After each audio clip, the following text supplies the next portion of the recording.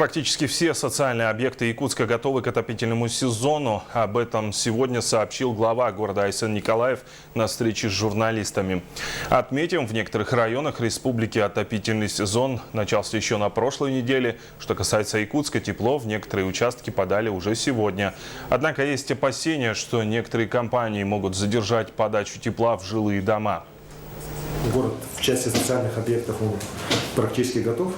Там остались один-два объекта, по которым еще есть вопросы, но особых проблем там не вызывает. Я думаю, что буквально сегодня-завтра все эти проблемы будут сняты. Вот. Что касается подготовки жилого фонда, то в целом ситуация выглядит неплохой. Конечно, есть отстающие, как всегда традиционно.